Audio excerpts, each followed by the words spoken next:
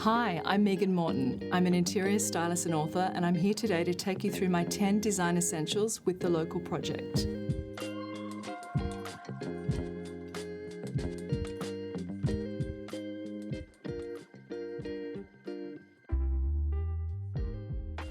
I'm working in travel, interiors, writing and design. And the real commonality to all of those disciplines is making decisions for people who might have decision fatigue. I work today with the manifesto that clutter is unresolved decisions.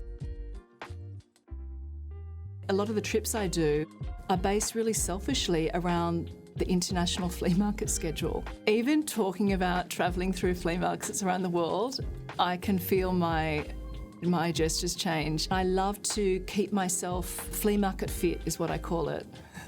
I take it on like I'm an athlete because it really is, it's a brain athletics of sorts. There is nothing like taking someone who can buy anything in the world to Odeo flea market in Tokyo and losing it. What I love about the happenstance of auction houses and flea markets is it really is serendipity.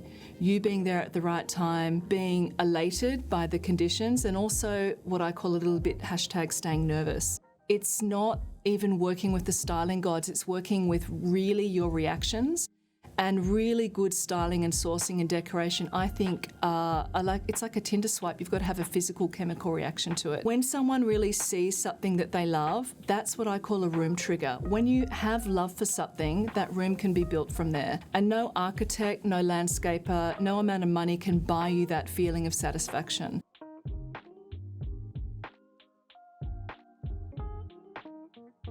Stovetop coffee. It's an obsession for me, but a worthy one.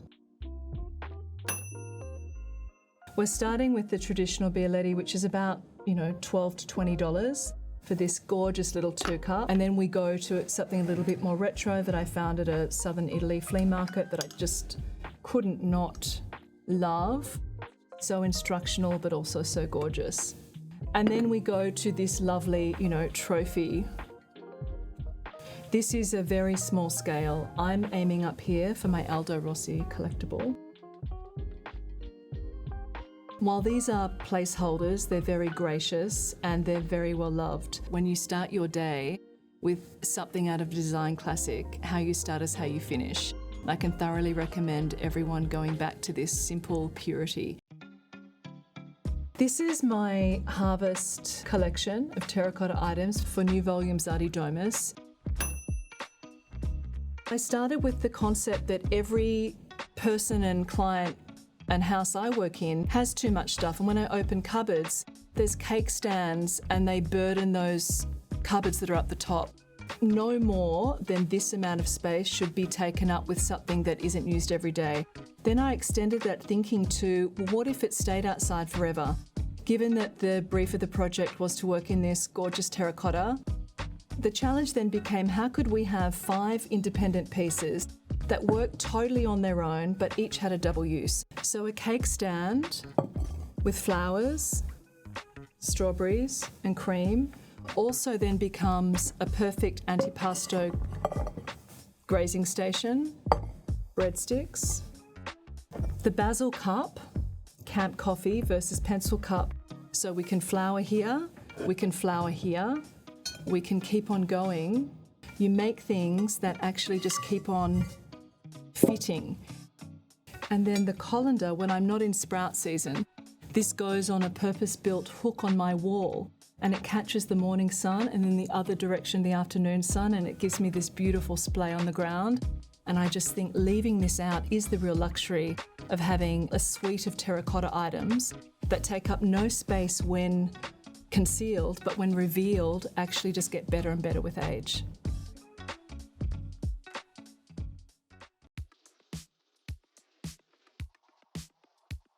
A dictionary of colour combinations. You will never need to watch Netflix with this book in your life. It is the most glorious book because for me, it affirms all the things I love about what I do with colour and movement, but it also makes colour application very mathematical. I have one copy under my car in a plastic sleeve. In case a robber comes in and steals it from my safe. But I have it because I want to be reminded of all the things that happen when you do things that are mathematically correct. And a lot of people think colour and styling is very loose form, but it's actually not. It actually works on really strict maths. And because I'm trained as a marketing director on KPIs and Excel spreadsheets, when it comes to styling, I can't have anything loose. It's got to be very, very, almost maniacally planned. If I give this to a client who may have a lot of money and a lot of investment in the project, and they might not understand the world I'm coming from, this shows them in maths the way that beauty is not accidental, it's actually very deliberate. And I think when you can share that maths with people, that beauty can be obtained by rationale things. And if you can show that through colour, through clothing, through object, through paint scheme, through furniture, you can really have someone who might not necessarily be on your team, really on your team. This book to me really is the Bible.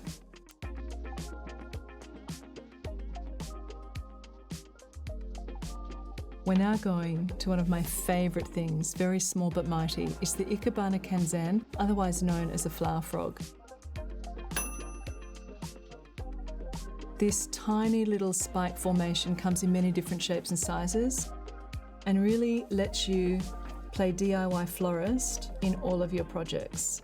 You can place this in a vase, down a mantelpiece, on shelves. Then you don't have to do that silly tick-tock thing with the sticky tape over the edge of your vase, which I always think looks a little bit homestead and kooky. I like the little ones because you can make really nice linear, horizontal and vertical formations. My favourite thing to do actually is when my ginkgo tree is out, because ginkgo has got the most magnificent little splay, but it's also got a very elegant long stem to it, and so you can really make some wonderful tabletops or mantelpiece situations just by using 3 or 4 of these spaced out.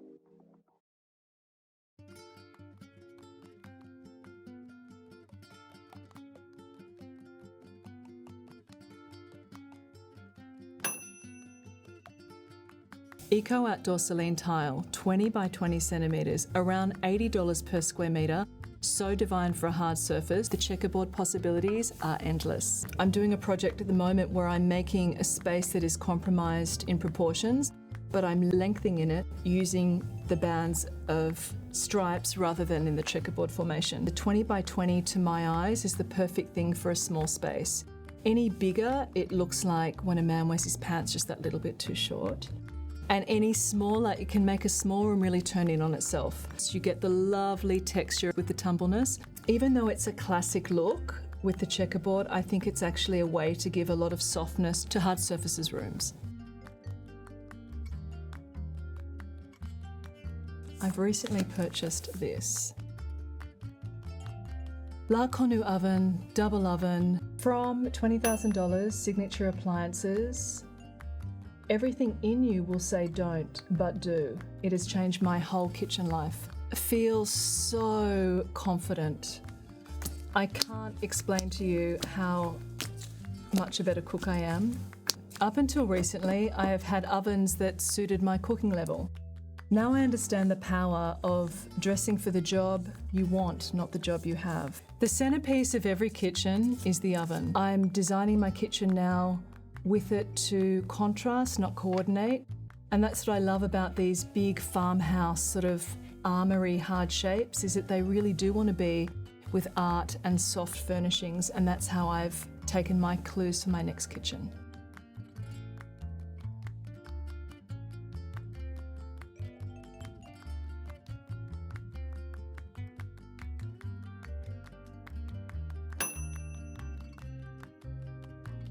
I'm not sure where I found this little, it is a mouse, but to me it's a pointer shape. I've used it in all my houses, not as a hero piece, but just as a piece that really does work to draw the eye. Things of value don't need to have provenance or a really big price tag. I love looking high and low for things, to merge cheap and chic with highbrow. The intellect of really good interiors is a merge of these two things, and this little funny small change brass mouse does that for me.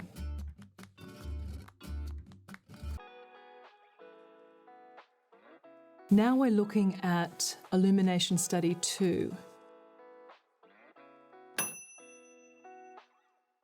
The most gorgeous table lamp, designed by Bijoy Jain and his team at Studio Mumbai.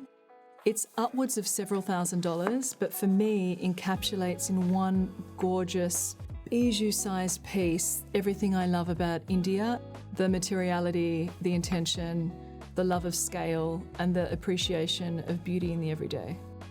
The incredible wooden box that's beyond anything really, the little felt components for the extras, and then this gorgeous, delicate parchment shade that sits atop this noble soapstone that to me is just pure joy. I like to splurge and save when I'm collecting because I think that a house doesn't want to be burdened with everything that is unspeakably expensive.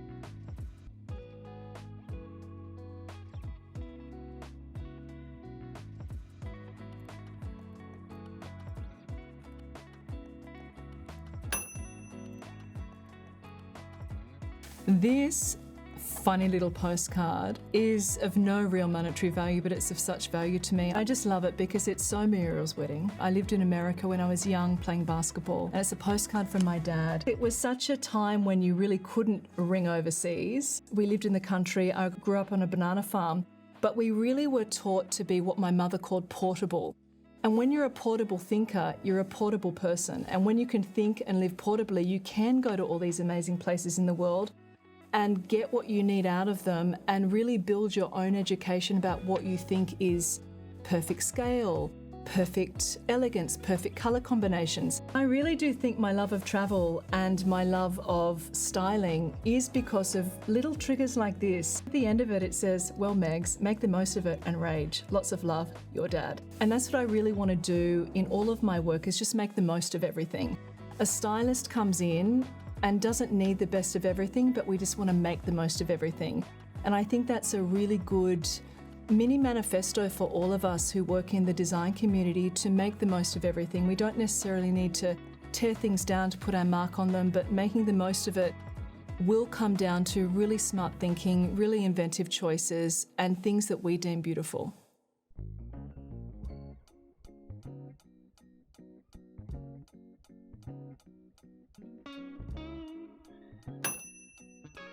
The Sheila Metzner Micro Library. Sheila Metzner is an American photographer. I feel so connected to these books because they've taught me everything I needed to know. I was a marketing director by training, so to be a stylist of any kind of value to anyone, I had to really make my own education. And these books here today are very much part of the formative education. Her handle on form, shape, scale and colour, separate to her photographic technical brilliance. These are the best books, I think, this side of the 20th century. Pick a page, any page. These books will never ever disappoint. I mean, hi.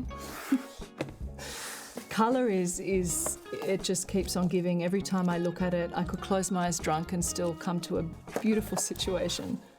There's so much to learn from people who worked truly in the analogue world, because back in the day you really did need to be more than just a photographer. You're an art director, you were the stylist, you were the casting director. I mean, can you even? Such stealth precision, so amazing. The tulips, so much poetry, so much life, so much love, so much femininity, but so technically brilliant.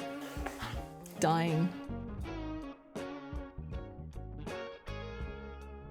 The things I bought today, I didn't even have to think about them. I knew exactly what the 10 things were, because to me, they're just life forces. Terracotta being such a natural material, my reference books being just so important to me that if there was a fire, I would probably just take these 3 books.